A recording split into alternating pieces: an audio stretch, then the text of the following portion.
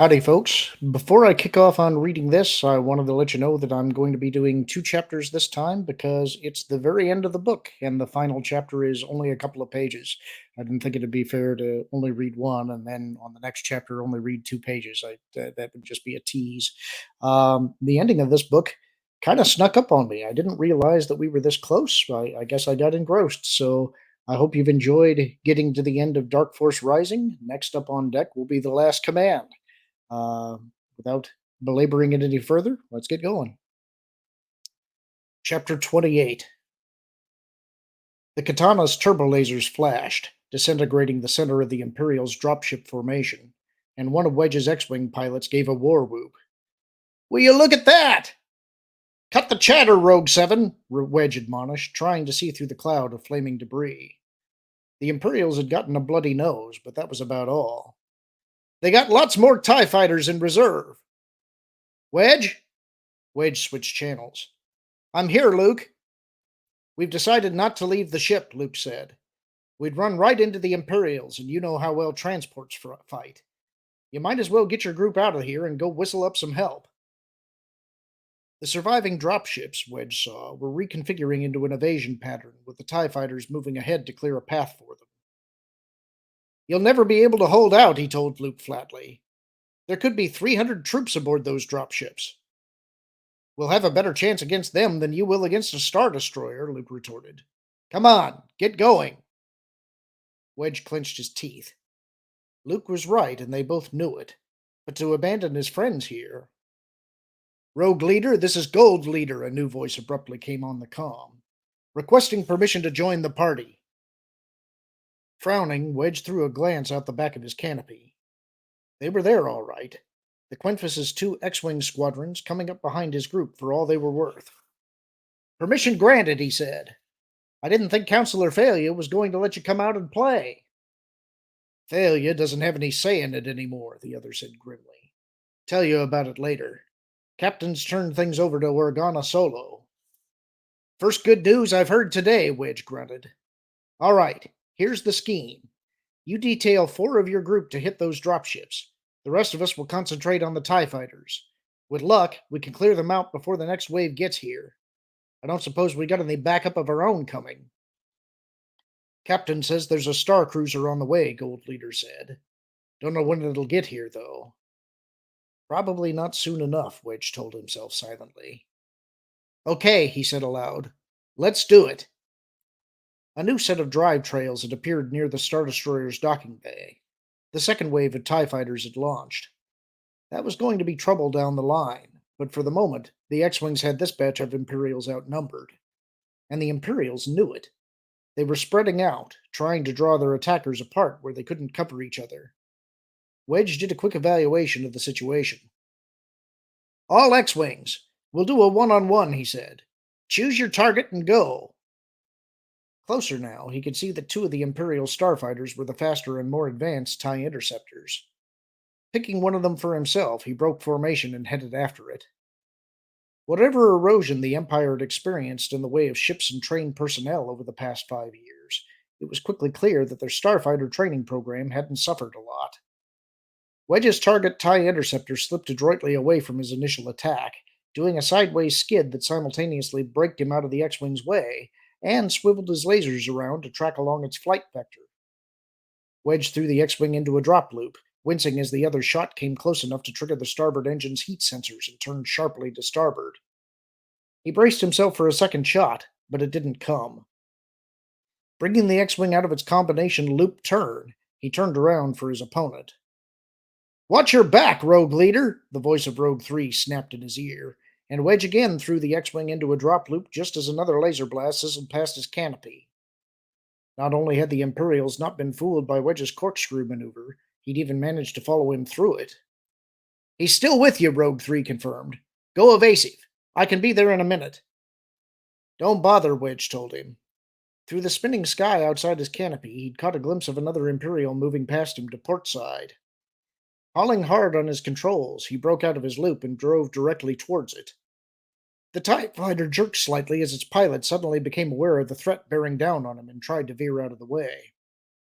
Which was exactly what Wedge had counted on. Ducking beneath the TIE fighter, he threw the X-Wing into an upward rolling turn, swinging perilously close to the Imperial's canopy and bringing his nose around to point back the way he'd come. The TIE interceptor, which had instinctively swerved off Wedge's tail to keep from ramming one of his own ships, was caught flat footed. A single point blank blast from the X Wing's lasers blew it out of the sky. Nice flying, Rogue Leader, Gold Leader commented. My turn. Wedge understood. Throwing power to his drive, he shot away from the TIE fighter he'd used for cover, getting clear just as Gold Leader's lasers caught it. How we doing? Wedge asked as his canopy lit up briefly with the reflected light of the explosion. We're done, Gold Leader said. We are? Wedge frowned, bringing his X-Wing around in a wide circle. Sure enough, the only things visible nearby were X-Wings, apart from expanding clouds of glowing debris, of course. What about the dropships? He asked. I don't know, the other admitted. Gold 3, Gold 4, report. We got 6 of them, Gold Leader, a new voice said. I don't know what happened to the 7th. Wedge swore under his breath, switching comm channels as he glanced back towards the Star Destroyer. The new group of TIE fighters was coming up fast. No time for him to do anything for the katana except maybe warn them. Luke, you've got company coming.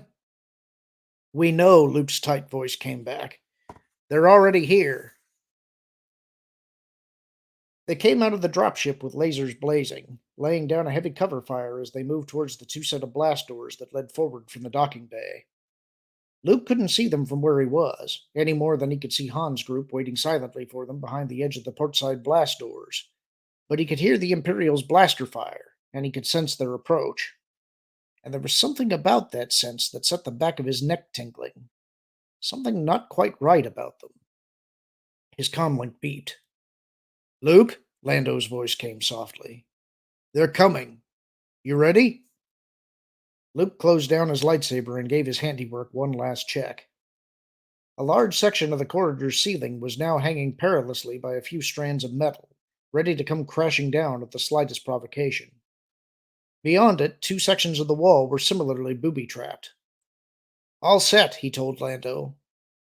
Okay, here goes. And suddenly the pitch of a different class of weapons joined the cacophony as the defenders opened up on the Imperials. For a few seconds, the 2 groups of weapons vied with each other. Then, with a screech of strained metal, the sounds were cut off. The 4 techs were the first around the corner to where Luke waited, their faces showing the mixture of fear and nervousness and exhilaration of men who've just survived their first firefight. Lando was next, with Han and Chewbacca bringing up the rear. Ready? Han asked Luke. Yes. Luke indicated the rigged section of ceiling and wall. It's not going to hold them for long, though. Doesn't have to, Han grunted. As long as it takes a few of them out, it's worth it. Let's go. Hold it, Luke said, stretching out with the Force. Those strangely disturbing minds. They're splitting up, he told Han. About half are still at the portside blast doors. The other half are going to the starboard operations section. Trying to flank us, Han nodded. Lando, how well is that area sealed off? Not very, Lando admitted.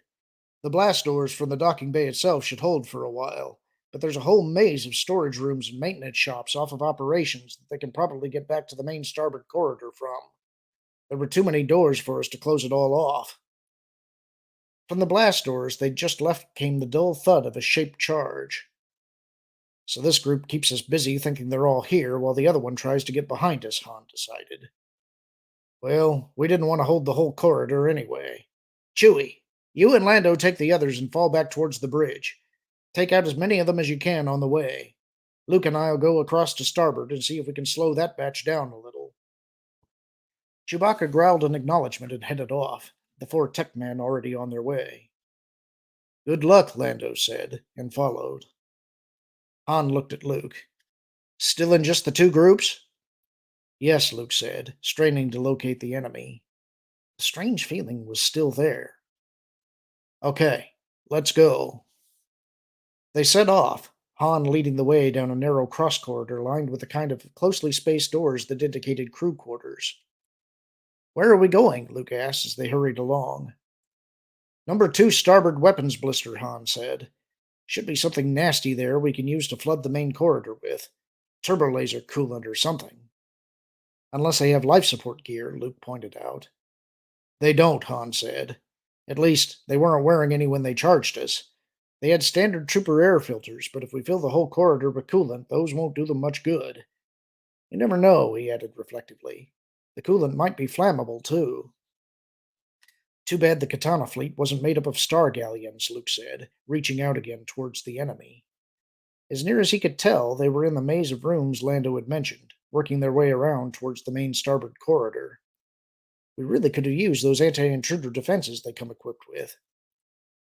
If this was a star galleon, the Empire wouldn't be so anxious to take it away from us in one piece, Han retorted. They just blow it out of the sky and be done with it. Luke grimaced. Right. They reached the main starboard corridor, and they were halfway across it when Han suddenly stopped short. What in blazes? Luke turned to look. 10 meters down the corridor, sitting in a patch of darkness beneath burned out light panels, was a large metal box resting on a tilt in a half seen tangle of cables and struts. Twin blaster cannon protruded from beneath a narrow viewport. The corridor walls immediately around it were warped and blackened, with a half dozen good sized holes. What is it? He asked. Looks like a scaled down version of a scout walker, Han said. Let's go take a look. Wonder what it's doing here, Luke said as they walked towards it. The floor beneath their feet was noticeably warped too. Whoever had been in there firing had done a thorough job of it. Probably brought it out of storage during the hive virus thing that killed everyone, Han suggested.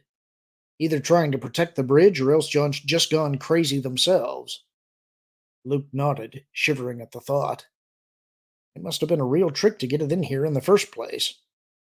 Well, we're sure not going to get it out, Han said, peering down at the tangle of debris where the walker's right leg had been. He cocked an eyebrow at Luke. Unless. Luke swallowed. Master Yoda had lifted his X-Wing out of a Dagobah swamp once, but Master Yoda had been far stronger in the Force than Luke was. Let's find out, he said. Taking a deep breath, clearing his mind, he raised his hand and reached out with the Force. The walker didn't even quiver.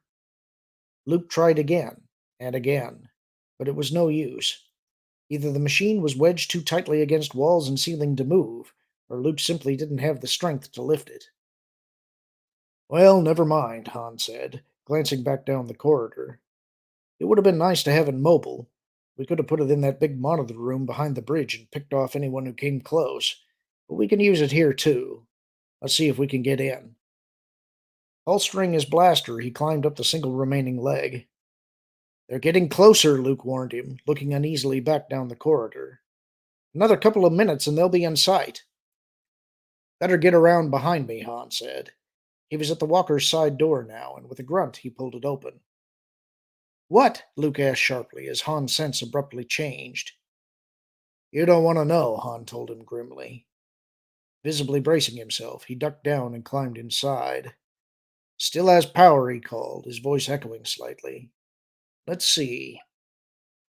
Above Luke, the blaster cannon traversed a few degrees. Still has maneuverability, Han added with satisfaction. Great. Luke had made it to the top of the leg now, easing carefully past sharp edges. Whoever the walker had been fighting against had put up a good fight. The back of his mind tinkled. They're coming, he hissed to Han, slipping off the leg and landing silently on the deck. Dropping into a crouch, he peered back through the gap between the angled leg and the main part of the walker, hoping the darkness would be adequate to conceal him. He'd gotten out of sight just in time. The Imperials were moving swiftly toward them down the corridor, spread out in a properly cautious military formation. The 2-point men paused as they caught sight of the broken walker, probably trying to decide whether to risk a straight advance or to give up the element of surprise by laying down cover fire. Whoever was in charge opted for a compromise. The point men glided forward while the rest of the party dropped prone or hugged the corridor walls. Han let them get right up to the base of the walker. Then, swiveling the blaster cannon over their heads, he opened up on the main group. The answering fire came instantly, but it was no contest at all. Han systematically raked the walls and the floor, driving back the handful who had been fortunate enough to have a nearby doorway to duck into, and annihilating those who hadn't. The 2 point men reacted instantly, one of them firing upward towards the viewport, the other scrambling up the leg towards the side door. He reached the top to find Luke waiting for him. His companion down below got 3 shots off, all deflected, before the lightsaber found him too. Abruptly, the blaster cannon stopped firing. Luke glanced down the corridor, reaching out with the force. There are still 3 of them left, he warned as Han opened the walker's door and squeezed out. Leave 'em, Han said, climbing carefully down the back of the damaged leg and consulting his chrono. We need to get back to Lando and Chewie. He threw Luke a mirthless grin. Besides, the actuator crystals just burned up. Let's get going before they figure that out. The first wave of TIE fighters had been destroyed, as had all but one of the dropships. The Rebel escort frigate and its X-Wings were now engaged with Squadrons 1 and 3 and appeared to be holding their own quite well. And Captain Brandy was no longer smiling. Squadron 4 launching now, Starfighter Control announced. Squadrons 5 and 6 are awaiting your orders. Order them to stand by, Brandy instructed. Not that he had much choice in the matter. 5 and 6 were recon and bomber squadrons, useful enough in their particular areas of expertise, but not in the straight battle against Rebel X-Wings. Anything further on the peremptory? No, sir. The last report from the Chimera, before our shields went up, had their ETA as approximately 1519. Only about 7 minutes away, but battles had been lost in less time than that, and from the look of things, this could very well become one of them, which left Brandy only one real option. Much as he disliked the idea of moving into range of that dreadnought's turbolasers, he was going to have to take the Judicator into combat. All ahead, he ordered the helm. Shields at full strength. Turbolaser batteries stand ready. And inform the leader of the boarding party that I want that dreadnought in Imperial hands now. Yes, sir. There was a dull roar through the deck as the sublight drive came up to power. And, without warning, the roar was joined by the hooting of the ship's alarms. Bandits coming out of lightspeed astern, the sensor officer snapped. 18 craft, freighter class and smaller. They're attacking. Brandy swore viciously as he punched for the appropriate display. They weren't rebel vessels, not this group, and he wondered who in the Empire they could be. But no matter. Come around to 271, he ordered the helm. Bring aft turbolasers to bear on the bandits, and launch Squadron 6. Whoever they were, he would soon teach them not to meddle in Imperial business. As to their identity, well, intelligence would be able to ascertain that later from the wreckage. Watch it, Mara, Abe's voice warned over the comm. They're trying to come about, and we got TIE fighters on the way. Right, Mara said, permitting herself a sardonic smile. For all the good that would do. The bulk of the Star Destroyer's starfighters were already engaged with the New Republic forces, which meant that all of Card's people were likely to get would be recon ships and bombers. Nothing they couldn't handle. Dankin, Torv, swing down to intercept. The 2 pilots acknowledged, and she returned her attention to the inconspicuous spot beneath the Star Destroyer's central sublight drive nozzle, where Z-95's lasers were currently blasting away.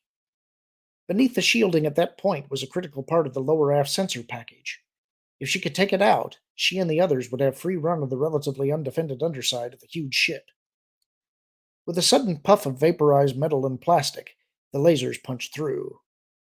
Got it, she told Aves. Lower aft central sector is now blind. Good job, Aves said. Everyone, move in.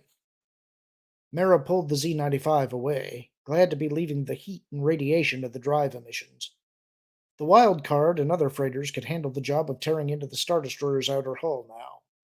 Her small starfighter would be better utilized in keeping the TIE fighters away from them.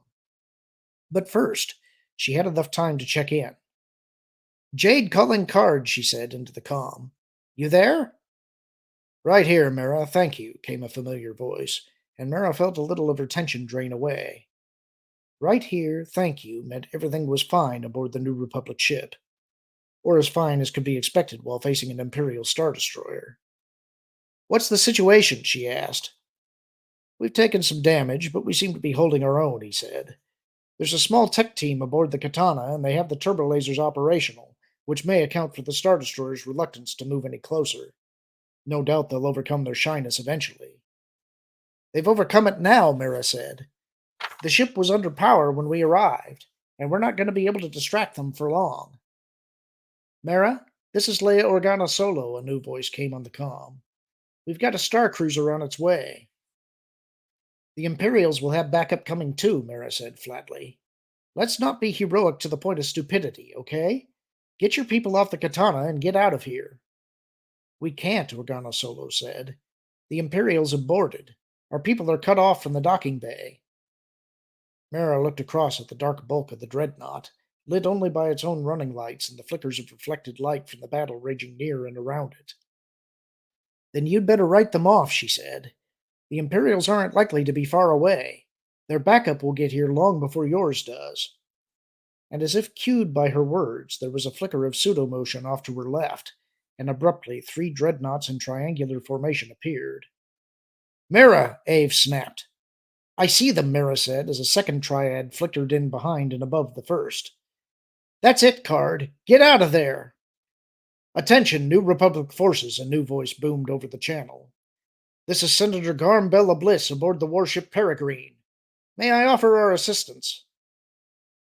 Leia stared at the comm speaker, a strange combination of surprise, hope, and disbelief flooding in on her. She glanced up at Card, caught his eye. He shrugged slightly, shook his head. I'd heard he was dead, he murmured. Leia swallowed. So had she. But it was Bel Iblis's voice, all right, or else an excellent copy. Garm, this is Leia Organa Solo, she said. Leia, Bel Iblis said. It's been a long time, hasn't it? I didn't expect you to be out here personally, though perhaps I should have. Was all of this your idea? Leia frowned out the viewport. I don't understand what you mean by all this. What are you doing here, anyway? Captain Solo sent my assistant the coordinates and asked us to come along as backup, Bella Bliss said, a note of caution creeping into his voice. I assumed it was at your request. Leia smiled tightly. She should have guessed. Han's memory sort of slips sometimes, she said. Though to be honest, we haven't had much time since we got back to compare notes. I see, Bel Iblis said slowly. So it wasn't actually an official request from the New Republic? It wasn't, but it is now, Leia assured him. On behalf of the New Republic, I hereby ask for your assistance. She looked over at Virgilio. Log that, please, Captain. Yes, Counselor, Virgilio acknowledged. And speaking for myself, Senator Bel Iblis, I'm delighted to have you along. Thank you, Captain, Bel Iblis said, and in her mind's eye, Leia could see the other's famous smile. Let's do some damage, shall we? Peregrine out.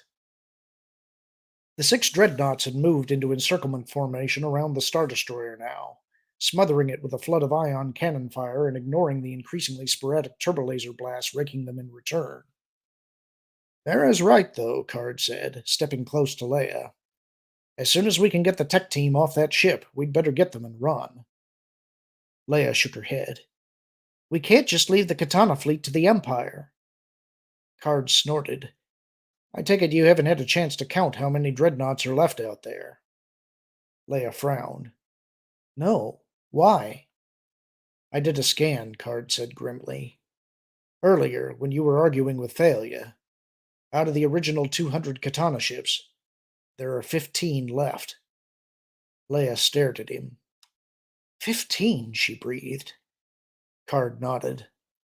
I'm afraid I underestimated the Grand Admiral, Counselor, he said, an edge of bitterness seeping in beneath the studied urbanity of his voice. I knew that once he had the location of the fleet, he would start moving the ships away from here, but I didn't expect him to get the location from Hoffner this quickly. Leia shivered. She'd undergone an Imperial interrogation herself once. Years later, the memory was still vivid. I wonder if there's anything left of him. Save your sympathy, Card advised. In retrospect, it seems unlikely that Thrawn needed to bother with anything so uncivilized as coercion. For Hoffner to have talked so freely implies the Grand Admiral simply supplied a large infusion of cash. Leia gazed out at the battle, the dark feeling of failure settling over her. They'd lost. After all their efforts, they'd lost. She took a deep breath, running through the Jedi relaxation exercises. Yes, they'd lost, but it was just a battle, not the war. The Empire might have taken the Dark Force, but recruiting and training crewers to man all those dreadnoughts would take years. A lot could happen in that time. You're right, she told Card. We'd do best to cut our losses. Captain Virgilio, as soon as those TIE fighters have been neutralized, I want a landing party sent to the Katana to assist our tech team there. There was no reply. Captain? Virgilio was staring out the bridge viewport, his face carved from stone. Too late, Counselor, he said quietly. Leia turned to look.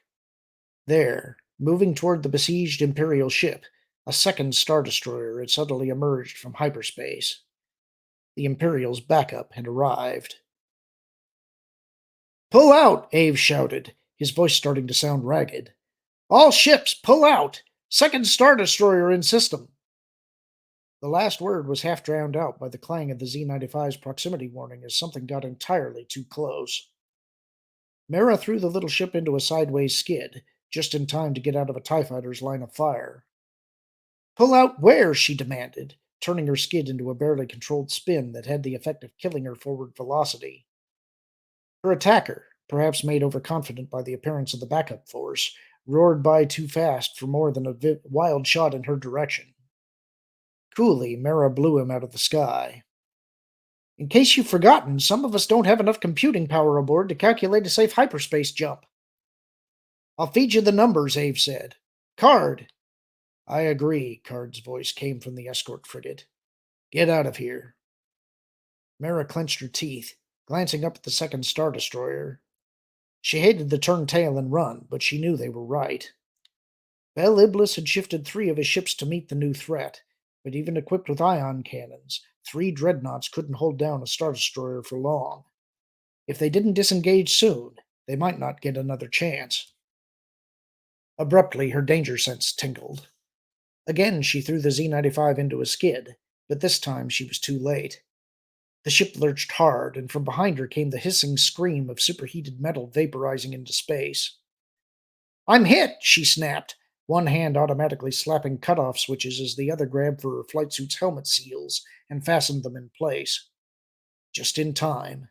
A second hiss, cut off almost before it began, announced the failure of cabin integrity. Power lost! Air lost! Ejecting now! She reached for the eject loop and paused. By chance, or perhaps last-second instinct, her crippled fighter was aimed almost directly at the first Star Destroyer's hangar entry port. If she could coax a little more power out of the auxiliary maneuvering system. It took more than a little coaxing, but when she finally gripped the eject loop again, she had the satisfaction of knowing that even in death, the Z-95 would take a minor bit of revenge on the Empire's war machine. Not much, but a little.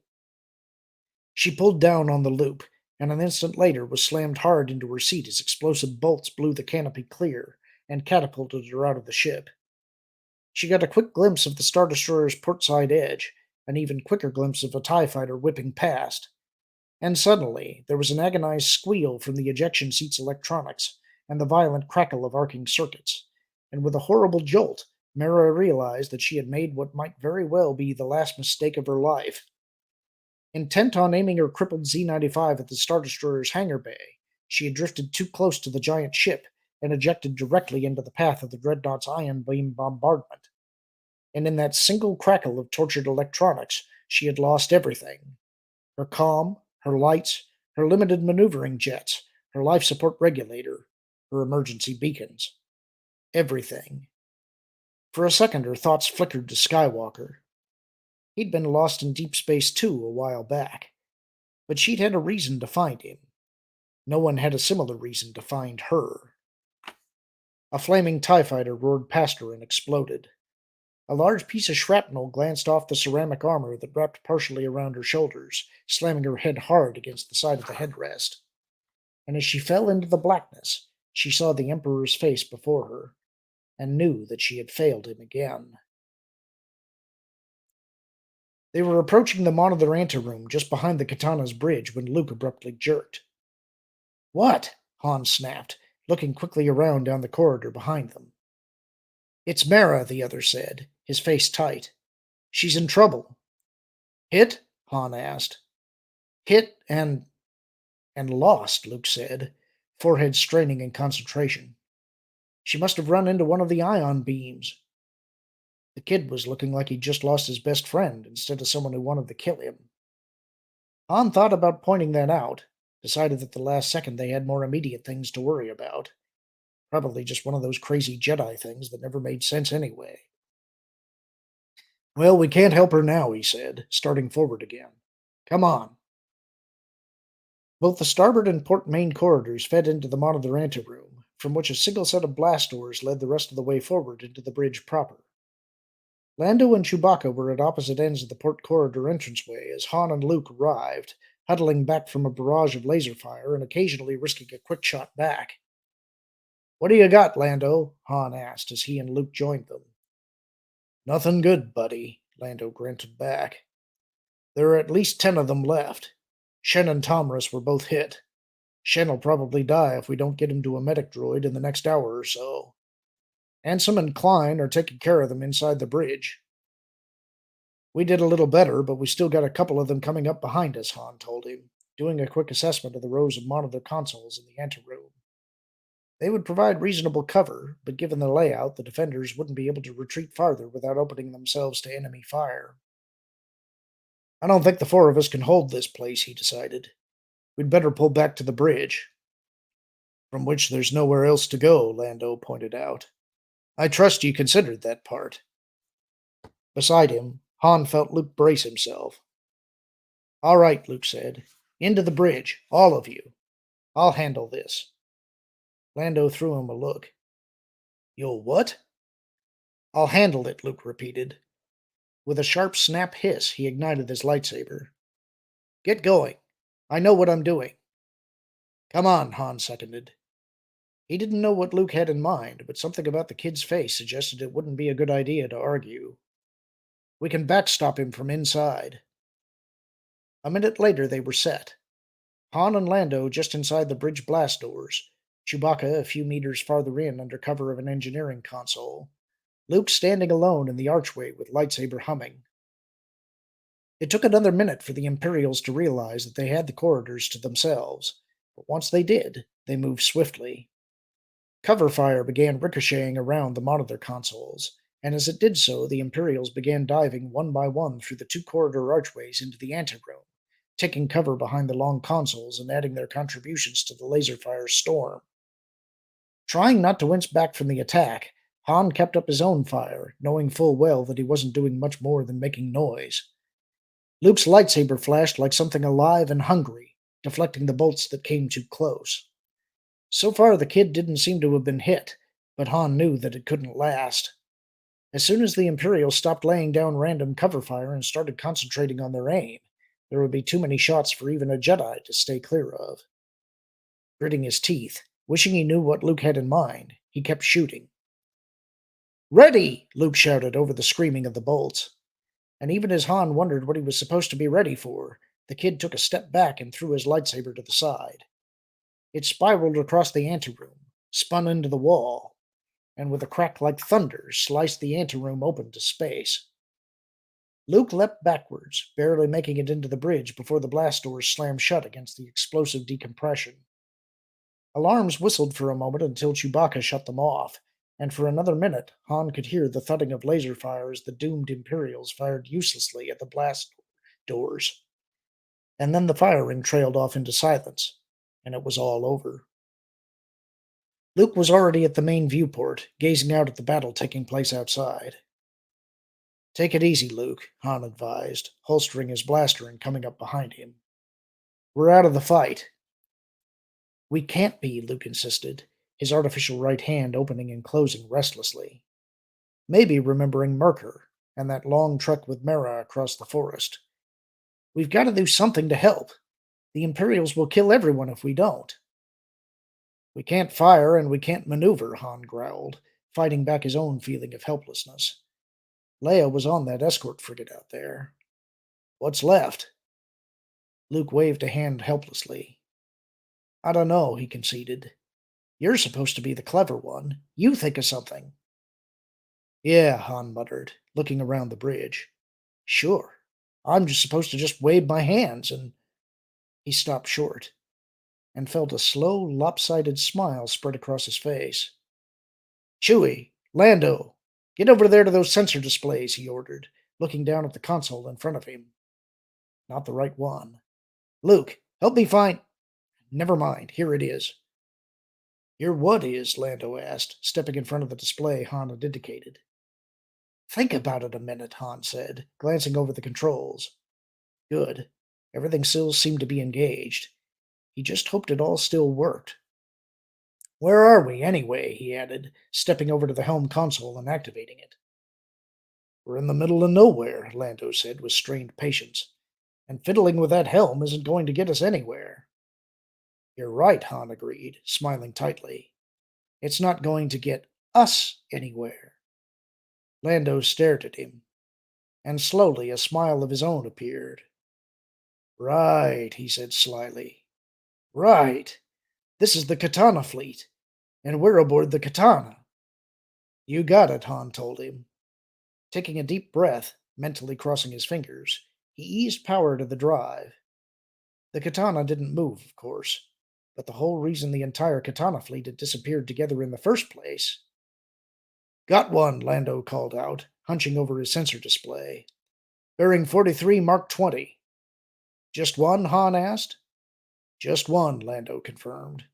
Count your blessings. After this much time, we're lucky to have even one ship whose engines still work. Let's hope they stay working, Han grunted. Give me an intercept course for that second Star Destroyer. Lando frowned. Come around 15 degrees portside and down a hair. Right. Carefully, Han made the necessary course change. It was a strange feeling to be flying another ship by slave rig remote control. How's that? He asked Lando. Looks good, Lando confirmed. Give it a little more power. The fire control monitors aren't working, Luke warned, stepping to Han's side. I don't know if you're going to be able to fire accurately without them. I'm not even going to try, Han told him grimly. Lando? Shift a little more to portside, Lando directed. A little more. That's it. He looked up at Han. You're lined up perfectly. Here goes, Han said, and threw the throttle control wide open.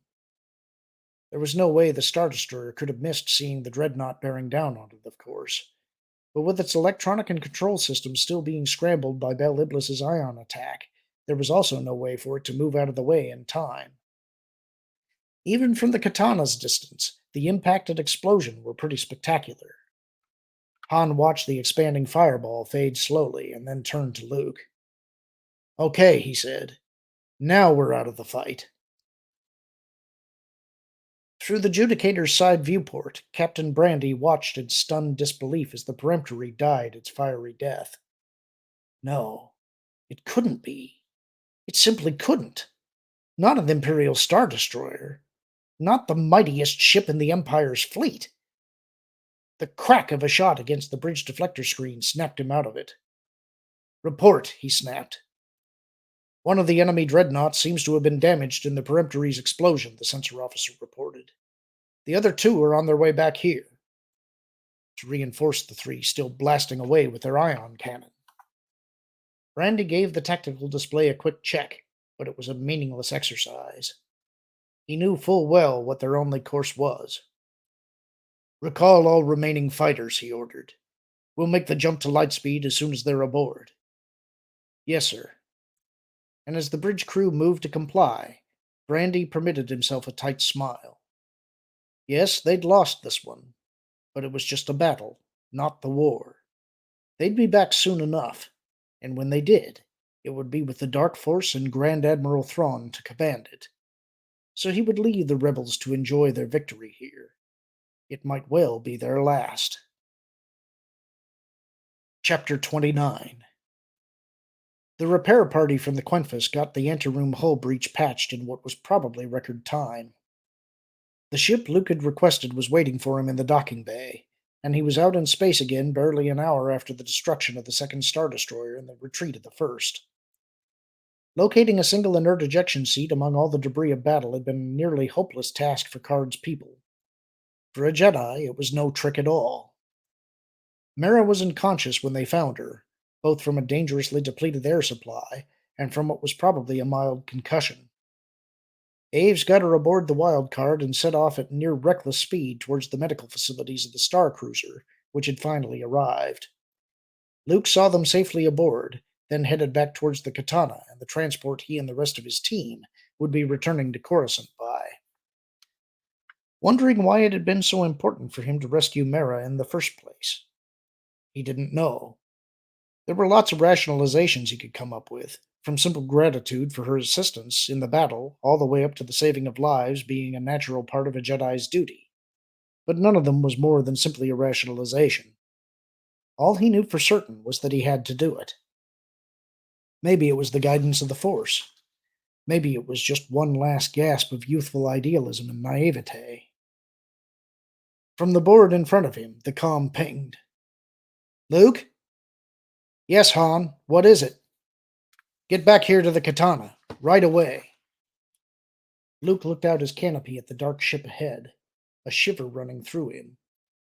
Han's voice had been that of someone walking through a graveyard. What is it?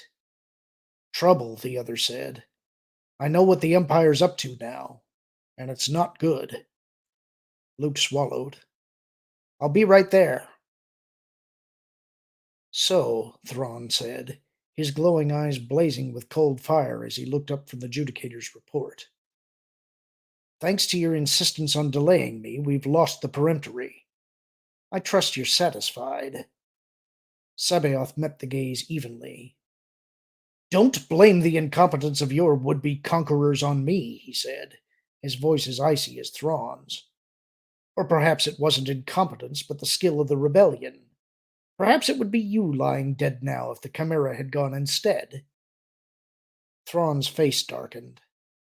Pelion eased a half-step closer to the Grand Admiral, moving a little farther into the protective sphere of the Salamir beside the command chair, and braced himself for the explosion. But Thrawn had better control than that. Why are you here? He asked instead. Sabaoth smiled and turned deliberately away. You've made many promises to me since you first arrived on Wayland, Grand Admiral Thrawn, he said, pausing to peer at one of the hologram sculptures scattered around the room. I'm here to make sure those promises are kept. And how do you intend to do that? By making certain that I'm too important to be, shall we say, conveniently forgotten, Sabaoth said. I'm here informing you, therefore, that I will be returning to Wayland, and will be assuming command of your Mount Tantus project. Pelion felt his throat tighten. The Mount Tantus project? Thrawn asked evenly. Yes, Sabaoth said, smiling again as his eyes flicked to Pelion. Oh, I know about it, Captain, despite your petty efforts to conceal the truth from me. We wish to spare you unnecessary discomfort, Thrawn assured him. Unpleasant memories, for example, that the project might bring to mind. Sabaoth studied him. Perhaps you did, he conceded with only a touch of sarcasm. If that was truly your motive, I thank you. But the time for such things is past. I have grown in power and ability since I left Wayland, Grand Admiral Thrawn. I no longer need you to care for my sensitivities. He drew himself up to his full height, and when he spoke again, his voice boomed and echoed throughout the room. I am Sabaoth, Jedi Master. The force which binds the galaxy together is my servant. Slowly, Thrawn rose to his feet. And you are my servant, he said. Sabaoth shook his head. Not any more, Grand Admiral Thrawn. The circle has closed. The Jedi will rule again. Take care, Sabaoth, Thrawn warned him. Posture all you wish, but never forget that even you are not indispensable to the Empire. Sabaoth's bushy eyebrows lifted, and the smile which creased his face sent an icy shiver through Pelion's chest. It was the same smile he remembered from Wayland. The smile that had first convinced him that Sabaoth was indeed insane. On the contrary, the Jedi Master said softly, as of now, I am all that is not indispensable to the Empire. He lifted his gaze to the stars displayed on the room's walls. Come, he said, let us discuss the new arrangement of our Empire. Luke looked down at the bodies of the Imperial troops who had died in his sudden decompression of the Katana's bridge anteroom, understanding at last why they'd felt so strange to his mind. I don't suppose there's any chance of a mistake, he heard himself say. Beside him, Han shrugged. Leia's got them doing a genetic check, but I don't think so. Luke nodded, staring down at the faces laid out before him, or rather, at the single face that was shared by all the bodies. Clones. So that's it, he said quietly. Somewhere the Empire's found a set of Sparty cloning cylinders and has gotten them working, which means it's not going to take them years to find and train crews for their new dreadnoughts, Han said, his voice grim. Maybe only a few months. Maybe not even that long. Luke took a deep breath. I've got a really bad feeling about this, Han. Yeah, join the club. To be concluded. And that's the end of Dark Force Rising. So, now Thrawn's plan has been revealed. He has managed to supplement his forces with a large number of dreadnoughts. He is using the Sparty cloning cylinders and the Asalamiri to grow clones rapidly to be able to crew them. With those, he'll be able to challenge a new republic that's disorganized and somewhat fractured. Um, there's a few interesting things about this. You can tell that this was written before the prequels came out, and so the nature of the clones is going to be a little bit different than what we saw in the prequels. Although I think with a little bit of, if they were to rewrite and revise a little bit, I think it could still be consistent with what came in the prequels. Um, I think it's interesting that you do have a ship ramming occur here, much like did occur in The Last Jedi. The difference being that the ship didn't go to hyperspace, but it still achieved the same result. This is a much better way of accomplishing that feat because it doesn't break hyperspace, first of all. And secondly, because it relies on the fact that the Katana fleet was slave rigged together. And so he was remotely controlling another ship rather than the ship that he was on. Um, this sets up what I think is going to be a very interesting conclusion for The Last Command. My feeling is the books improve in quality as they go on. I hope you guys enjoyed this and are liking the way this story is going. I do think that this is a much better concluding trilogy than what we got out of Disney Star Wars. Let me know what you all think. Let me know what your speculation is for the next novel. I look forward to hearing from you all and hope you have a great weekend.